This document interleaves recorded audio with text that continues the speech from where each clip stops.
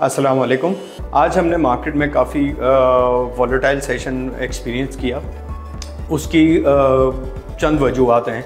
एक तो पाकिस्तान के लिए दो पॉजिटिव न्यूज़ थी जो कल हमें देखने को मिली। एक तो फिच ने पाकिस्तान की फॉरेन करेंसी डेट की रेटिंग बढ़ाई थी, जो कि एक बहुत अच्छा इक़दाम है हमारी इकॉनमी के लिए भी, और आगे जाके हमारे प्रॉस्पेक्ट्स जो हैं उससे काफ़ी इम्प्रूव होते हैं।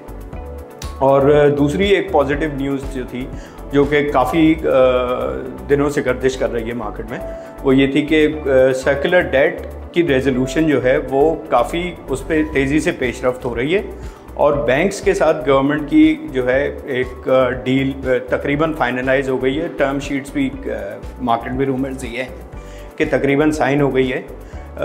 कमर्शियल बैंक्स जो हैं गवर्नमेंट को तकरीबन 1.275 ट्रिलियन का सर्कुलर डेट ख़त्म करने के लिए लोन देंगे, जो कि 6 साल में पेएबल होगा।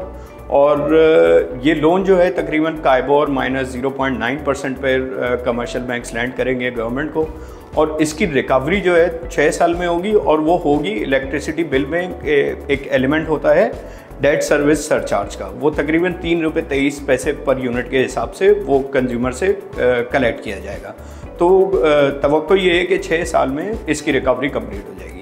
लेकिन अगर दूसरी जानिब देखा जाए, जो नेगेटिवली आज मार्केट को कंट्रीब्यूट कर रही थी, जिसकी वजह से वॉलेटिलिटी भी बढ़ी, अगर इंटरनेशनल पॉलिटिकल सेंस में और जियो पॉलिटिक्स के हिसाब से, वो ये थी कि कल रेसिप्रोकल टैरिफ जो है डोनाल्ड ट्रंप ने जो है चाइना की तरफ चाइनीज़ इंपोर्ट्स पे तो तकरीबन बढ़ा के 245% कर दी हैं। तो इससे फिर से मार्केट में, इंटरनेशनल मार्केट्स में, हमारी मार्केट्स में भी थोड़ी अनसर्टेनिटी बढ़ी, और ये आगे जाके जो है और अनसर्टेनिटी और शॉर्ट टर्म नॉइज़ को जो है वो फ़रोग़ दे सकता है। थोड़ा मार्केट की आज मूवमेंट की अगर बात करी जाए तो एक वक्त पर मार्केट को तकरीबन 1000 पॉइंट से घटकर मार्केट ने 1,15,776 पॉइंट्स का लो बनाया, और इंट्राडे में ही चूँकि एक UBL बड़े बैंक की रिजल्ट्स की अनाउंसमेंट हुई, उन्होंने अच्छा डिविडेंड भी अनाउंस करा, स्टॉक स्प्लिट भी अनाउंस करा, और अर्निंग्स जो थी वो काफ़ी अच्छी UBL की तरफ से अनाउंस की गई। तो एक वक्त पर मार्केट ने इंट्राडे में 1,17,424 पॉइंट्स का हाई भी बनाया। तो कुल मजबूरी तौर पर 755 पॉइंट से घटकर 1,16,020 पॉइंट्स पर क्लोज हुई। अगर और इम्पॉर्टेंट न्यूज़ पर बात करी जाए तो वो ये है कि LSM के नंबर्स भी आ चुके हैं, जो लार्ज स्केल मैन्युफैक्चरिंग के नंबर्स होते हैं, तो वो तकरीबन 3.5% जो है फरवरी के महीने में गिरी है, अगर कंपेयर किया जाए लास्ट ईयर सेम महीने से।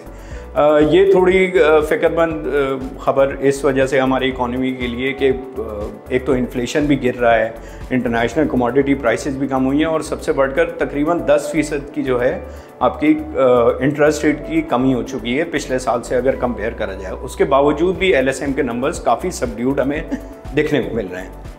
अच्छा, ये भी तवक्को थी कि चूँकि इंटरनेशनल मार्केट में ऑयल की प्राइसेस काफ़ी गिरी हैं, तो यहाँ पर एक्सपेक्टेशन लोगों की बिल्ड हो गई थी कि जो है उसका फ़ायदा जो है गवर्नमेंट पास ऑन करेगी कंज्यूमर्स को, लेकिन गवर्नमेंट ने ऐसा नहीं किया, और क्रूड ऑयल की वजह से जो प्राइस गिरनी थी उसकी जगह गवर्नमेंट ने पेट्रोलियम लेवी बढ़ा दी।